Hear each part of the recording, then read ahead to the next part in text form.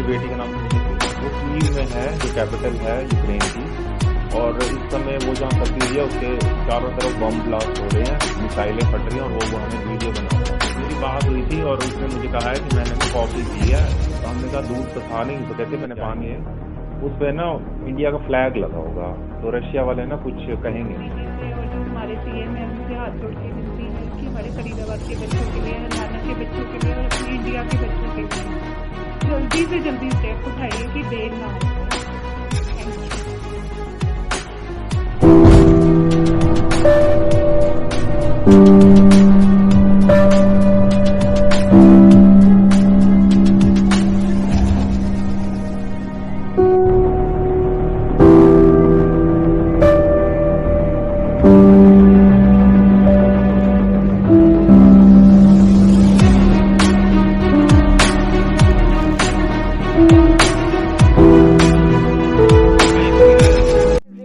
I am Smriti and I am stuck here in Kyiv. I came here to study MBBS and right now the situations are not as good as they were earlier.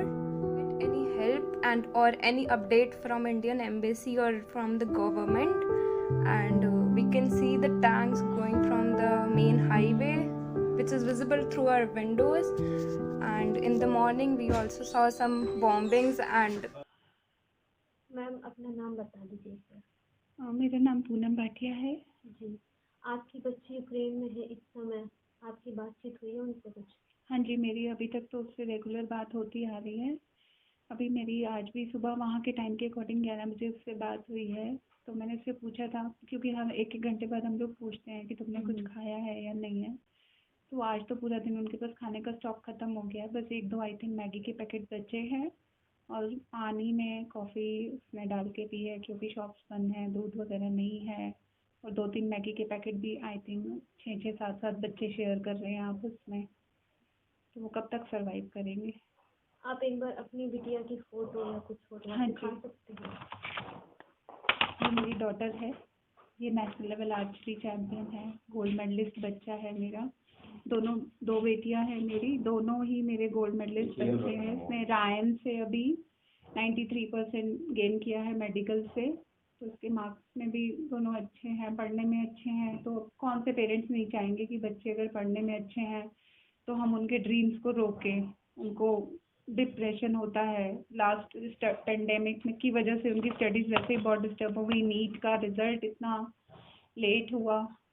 ये सीमा त्रिखा ने दीदी ने इसको खेल रत्न award दिया था, court में इसको ये अवार्ड मिला हुआ है। ये देखिए, ये सारे इसके अवार्ड्स हैं, मेडल्स हैं, पूरे इसकी मेडल्स की लिस्ट है। ये बच्चा है।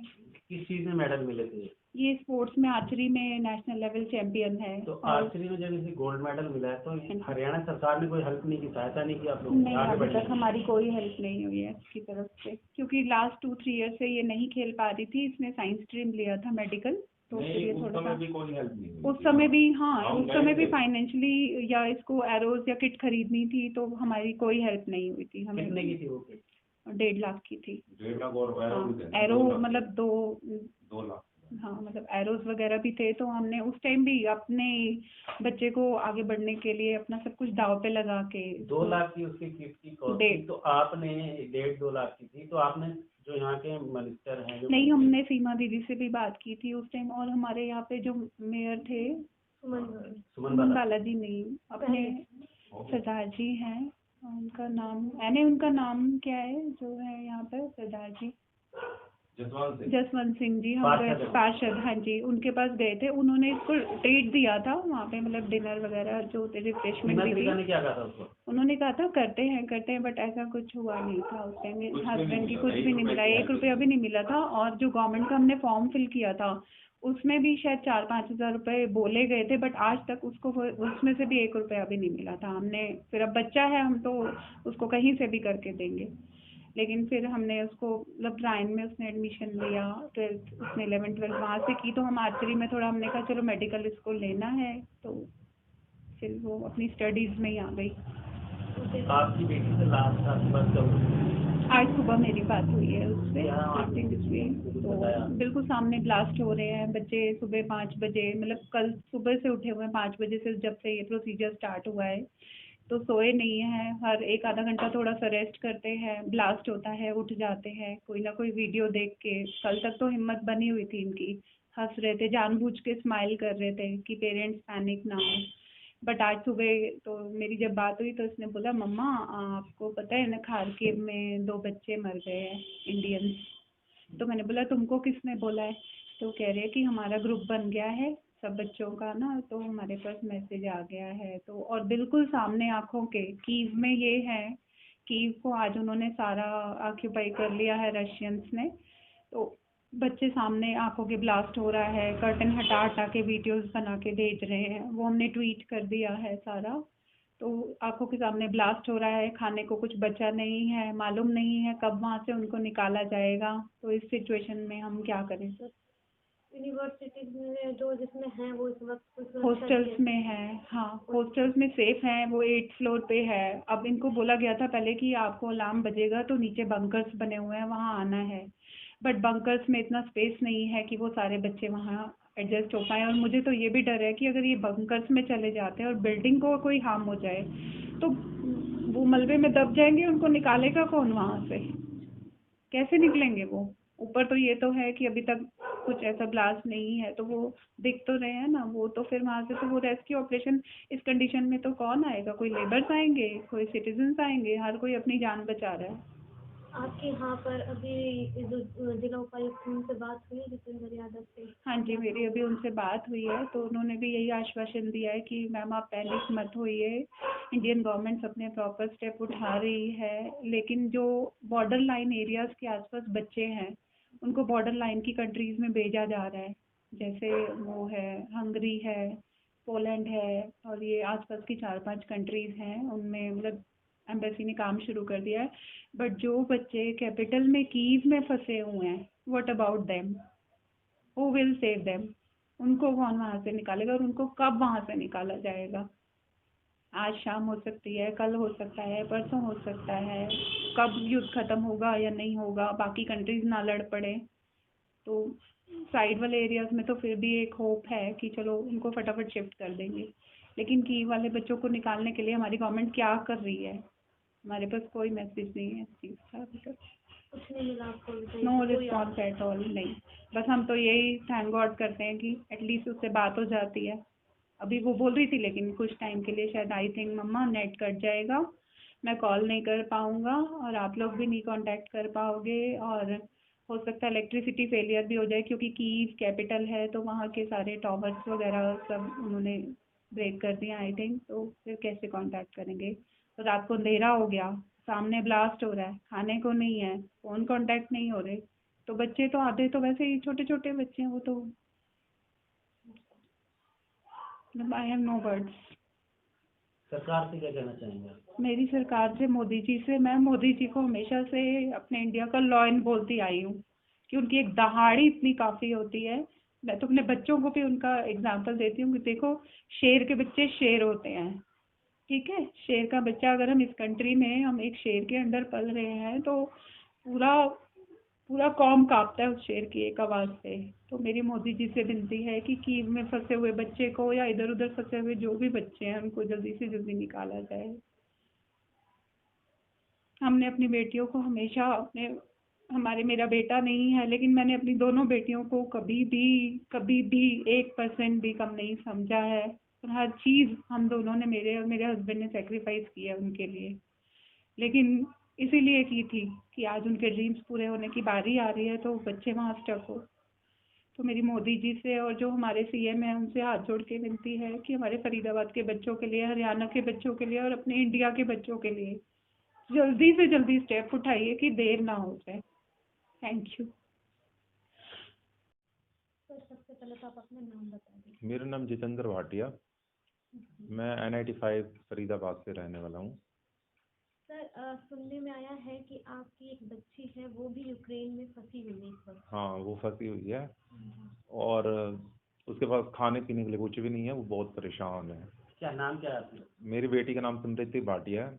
किस चीज के लिए वो यूक्रेन वो में? MBBS की स्टडीज के लिए गई हुई है यूक्रेन में, किसी यूनिवर्सिटी में गई, आपको नाम बोगोमोलेट्स नेशनल मेडिकल यूनिवर्सिटी। कब गई थी वो यहाँ से? 21 तारीख को गई थी। अब मैंने तो उसके फायदे के लिए किया था कि उसके 6 महीने खराब ना हो, मुझे नहीं पता था कि वो इतनी गलत स्थितियों में फंस जाएगी। अब वो जहाँ वो कौन सी सिटी में गई? वो कीव में है, जो कैपिटल है यूक्रेन की, और इस समय वो जहाँ फंसी हुई है उसके चारों तरफ बम ब्लास्ट हो रहे हैं, मिसाइलें फट रही हैं, और वो हमें वीडियो बना बना के भेज रही है। वो वीडियो दिखा सकते हैं? उसके पास खाने पीने को भी कुछ नहीं है। और आपकी बात हुई थी उनसे? मेरी बात हुई थी और उसने मुझे कहा है कि मैंने ना कॉफ़ी पी है, तो हमने कहा दूध तो था नहीं, तो कहते मैंने पानी में कॉफ़ी डाल के पिया है, जो आज तक उसने कभी नहीं किया ऐसा। खाने में क्या मिल रहा है उन्हें? खाने में इनको कुछ भी नहीं मिल रहा, हॉस्टल की तरफ से कुछ भी नहीं मिल रहा। मैथ्स है वो भी बंद पड़ा है, और मैथ्स के रेट बहुत ज़्यादा हाई है, और इस समय कुछ है ही नहीं, वहाँ बंद पड़ा है मैथ्स। तो क्या जो यूनिवर्सिटी वाले हैं वो क्या कह रहे हैं बच्चों की सेफ्टी को लेकर के? वो कह रहे हैं कि उनको एक 700 किलोमीटर दूर कोई जगह है लिविव, वहाँ लेकर जाया जाएगा, फिर वहाँ कुछ दिन रखेंगे, और उसके बाद उनको पोलैंड शिफ्ट करेंगे, वहाँ से वो इंडिया वापस आएंगे, और इस प्रोसेस में उनको 1 महीना लग जाएगा। और जहाँ ये लिविव में जाएंगे वो भी 12-13 घंटे का सफ़र है, और बच्चे के पास कुछ भी नहीं है खाने के मतलब लिए। ये 12-13 घंटे का सफर एक बार के अंदर कवर कैसे करेंगे? नहीं थोड़ी कवर सी हो जानकारी दी सकता। आपको? वो ऐसे जिस कॉन्ट्रैक्टर के थ्रू एडमिशन हुआ है उसने ये कहा है कि जिस बसेस में जाएंगे उस पे ना इंडिया का फ्लैग लगा होगा, तो रशिया वाले ना कुछ कहेंगे नहीं उनको, रशिया की जो आर्मी है कुछ नहीं कहेगी। अब मेरी बेटी के साथ और भी बच्चे हैं, 250 बच्चे हैं टोटल उस हॉस्टल में, और वो वहाँ से बम ब्लास्ट हो रहे हैं, मिसाइल्स फूट रहे हैं, उनके वीडियो बना बना के भेज रहे हैं। इस समय बच्चे कहाँ पर हैं? आपकी बात हुई थी बिटिया से, हाँ, उन्होंने हॉस्टल बताया? हॉस्टल में है वो, कॉलेज के हॉस्टल में। हाँ जी। ओके। तो कॉलेज के हॉस्टल में उन्हें कहाँ आपको सुरक्षा दी गई है या ऐसे ही है? उनको कल जब ये प्रॉब्लम हो गई थी तो उनको कहा था कि सायरन बजेगा, सारे नीचे आ जाना, फिर तुम्हें ना यहाँ से कहीं और शिफ्ट करेंगे। फिर कल ट्रैफिक जाम बहुत ज़्यादा हो गया था, तो फिर उनको शिफ्ट नहीं किया। फिर पूरा दिन बच्चे परेशान रहे, और कुछ भी नहीं खाया पिया उन्होंने, और वो फ़ोन कर करके रो रहे थे, हमें बता रहे थे अपनी प्रॉब्लम। और अभी क्या कहते हैं, फिर इनको रात को ये कहा गया कि सायरन बजेगा, सारे नीचे आ जाना, और सबको है ना बेसमेंट में शिफ्ट कर देंगे कि कहीं कोई बॉम्ब अटैक वगैरह हो तो बिल्डिंग पे हो, बिल्डिंग को नुकसान पहुंचे, बच्चों को ना पहुंचे, इसलिए नीचे आ जाना।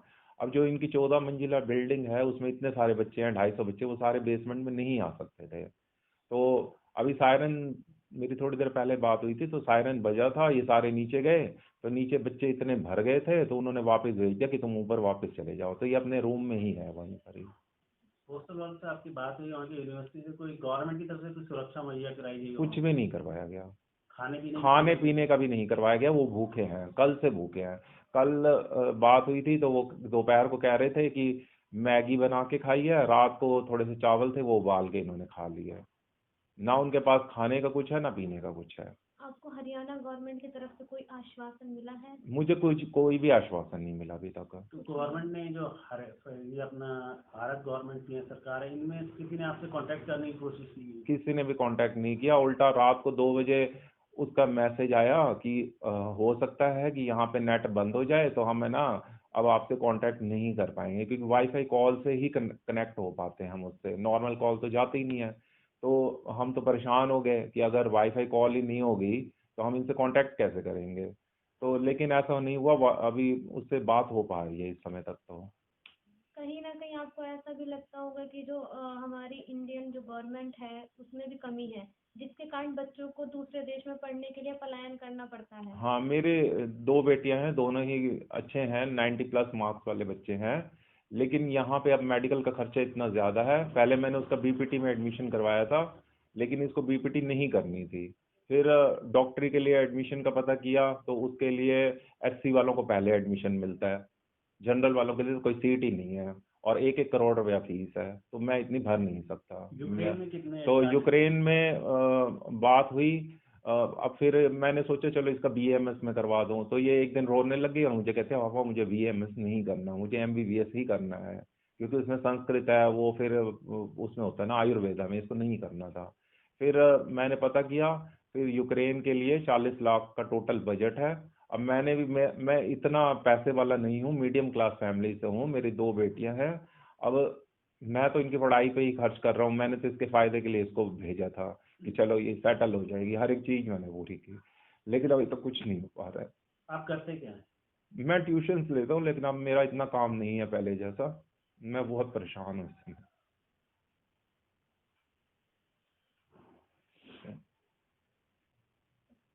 आपकी बच्ची से बात हुई, आपने बच्ची को अभी क्या समझाया इस वक्त? वो रो रही है, लेकिन हमें शो नहीं कर रही कि मैं रो रही हूँ। अंदर से वो बहुत परेशान है। हमने उसको हौसला बताया है कि मतलब सब ठीक हो जाएगा, लेकिन वो भी छोटी है, अभी 17-18 साल की है। वो क्या समझेगी इस चीजों का। वो जिस जगह पे है वहां पे हर वक्त ब्लास्ट की आवाजें आ रही हैं। हम है नहीं उसके पास, और खाने पीने को भी नहीं है। वो भी परेशान है वहां पे। उनको अभी कुछ पता भी नहीं होगा, नया शहर है तो कुछ भी नहीं पता उसको। मुझे पता होता ना, मैं नहीं जाने देता इसको कभी भी। कब भेजा था आपने बेटी को? मैंने 21 तारीख को भेजा था। 20 को ही इसके एम्बेसी से वो इनविटेशन वगैरह आ गया था, वीज़ा वगैरह आ गया था। तो जो कॉन्ट्रैक्टर है उससे बात हुई थी। उसने कहा कि अगर 28 फरवरी तक आपकी बेटी नहीं जाती है तो उसके 6 महीने खराब हो जाएंगे। मैंने उसके 6 महीने बचाने के करके उसको 21 तारीख मतलब 20 तारीख को इसकी टिकट बुक करवाई। 60,000 रुपये मेरे लग गए। मतलब जो 25-26 हजार में जो टिकट होते वो मैंने 60,000 में बुक करवाई कि चलो बच्चे का भविष्य बन जाए, बच्चा डॉक्टर बन जाए। और आके उसने सेवा तो यहीं करनी थी ना, इंडिया में। अब वो तो वहां पे फंस गई। आपने जो ये पैसा लिया, लोन लिया था या किस तरीके का? मैंने बहुत मुश्किल से जो पैसा इकट्ठा किया था, वो FD थी 7 लाख की, वो तोड़वाई थी। उसी दिन मैंने ऑनलाइन तोड़वाई थी 20 तारीख को। और सारे वैसे मैंने इसकी फीस के भर दिए, सब कुछ भर दिया मैंने इसका। 7 लाख रुपए मेरे एक ही दिन में लग गए। अब आप हरियाणा जो सरकार है, भारत सरकार, उससे आप क्या मांग करते हैं अब इस पर? मैं चाहता हूँ कि मेरी बेटी के साथ और भी जितने भी माँ बाप के बच्चे वहाँ पे फंसे हैं वो सारे वापस आ जाएं। मेरी वाइफ भी बहुत परेशान है। उसने 2 दिन से कुछ भी खाना नहीं खाया।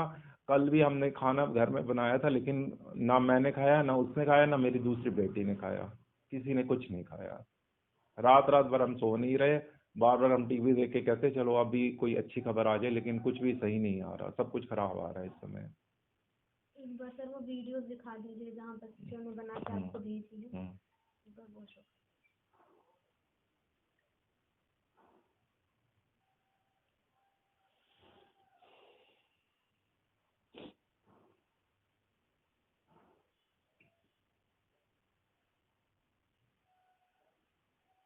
क्या ऐसे दिखाऊं? हाँ जी, ये वीडियोस बच्ची ने भेजी है आपको वहाँ से बना के? हाँ जी, ये उसकी आंखों के सामने आज सुबह की है। सुबह 5 बजे की है ये मिसाइल अटैक? हाँ, सुबह जब वहाँ पे अंधेरा था ना, उजाला हो रहा था, उसी समय ही मिसाइल अटैक स्टार्ट हो गए थे।